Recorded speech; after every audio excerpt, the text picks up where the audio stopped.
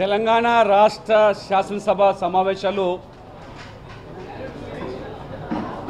ప్రతిపక్షాల గొంతు నొక్కడమే కార్యక్రమంగా ఈరోజు చాలా స్పష్టంగా అర్థమవుతున్నది.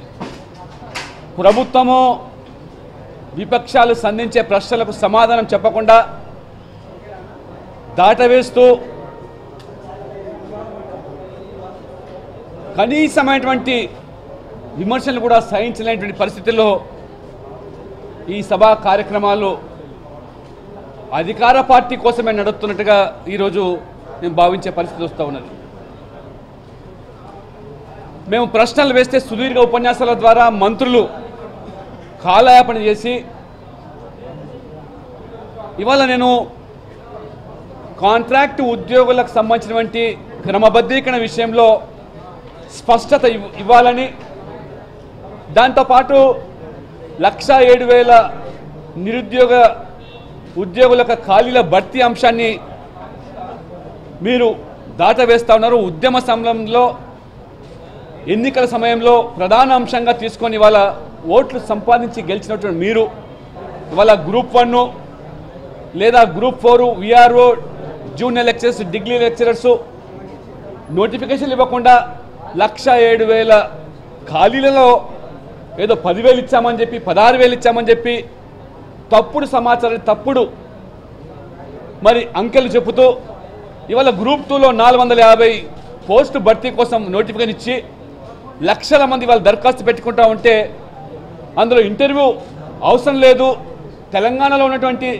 గ్రామీణ ప్రాంతాల నుంచి వచ్చేటువంటి యువకులు మరి ఇంటర్వ్యూ ద్వారా తప్పుడు సంకేతాలు వెళ్తాయి అని ఒకవైపు నిరుద్యోగులు ఆవేదన వ్యక్తం చేస్తూ ఉంటే ఇదే అంశాన్ని నేను పదే పదే మంత్రి గారికి స్పష్టం చేస్తూ అవుట్ సోర్సింగు, కాంట్రాక్టు లేదా ఈ ప్రభుత్వానికి కేంద్ర ప్రభుత్వ సంస్థల ద్వారా సేవలు అందిస్తున్నటువంటి మరి కాంట్రాక్ట్ పద్ధతిలో పనిచేస్తున్నటువంటి అంగన్వాడీ ఆశా వర్కర్ల గురించి ప్రస్తావిస్తే దాన్ని స్పష్టమైన సమాధానం చెప్పకుండా మంత్రిగా దాటవేసే వైఖరి అవలంబిస్తూ ఉంటే నేను కనీసం దాని మీద ప్రొటెస్ట్ చెప్తానని చెప్పి మరి స్పీకర్ గారు విన్నపించిన తర్వాత ఆ స్పీకర్ గారు మైక్ ఇచ్చిన తర్వాత నేను ఆ ప్రభుత్వం వైఫల్యాలు మరి మీరు దాటవేసే వైఖరిని ప్రశ్నిస్తూ ఉంటే మైక్ కట్ చేయడం అనేది ఇదెక్కడి సంప్రదాయం, ఇదెక్కడి మరి మరి ఈ యొక్క కొత్త ఒరవడి ఈ అసెంబ్లీలో జరుగుతుంది మాకు అర్థం కావటం లేదు.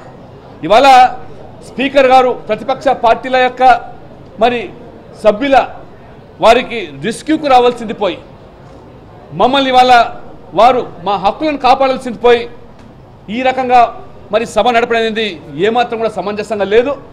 ఇది కేవలం అధికార పార్టీ వారి యొక్క సమావేశం మాదిరిగా లేదా వాళ్ళ మిత్రపక్షమైనటువంటి మజ్లిస్ పార్టీకి అనుకూలంగానే వారు ఇష్టానుసారంగా మాట్లాడవచ్చు, ఇష్టానుసారంగా ప్రశ్నలు వేయచ్చు.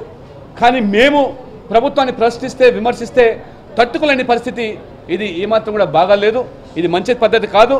ఖచ్చితంగా స్పీకర్ గారు మమ్మల్ని పరీక్షించే బాధ్యత ఉన్నది. ఈరోజు ఈ సభలు జరిగేటువంటి వ్యవహారం చూస్తూ ఉంటే చాలా తీవ్ర ఆందోళన కలుగుతుంది, ఆవేదన చెందుతూ ఉన్నాం. ఇవాళ తెలంగాణ ప్రజలైతే ఉద్యమ సందర్భంలో తెలంగాణ రాష్ట్రం వస్తే మరి ఉద్యోగాలు కానీ నిధులు కానీ నియామకాలు కానీ ఇవన్నీ కూడా స్వరాష్ట్రంలో మనకు పూర్తి స్వేచ్ఛ ఉంటుంది, హక్కు ఉంటుందని చెప్పి భావిస్తే ఈరోజు మరి పవిత్రమైన శాసనసభలోనే ఇవాళ ప్రతిపక్షాలకు సంబంధించిన సభ్యులు ప్రజాప్రతినిధులుగా చెలమతున్న మా గొంతు నొక్కే కార్యక్రమాలు జరుగుతుంటే సభ ఏకపక్షంగా జరపడం ఏమాత్రం కూడా భావ్యంగా లేదు.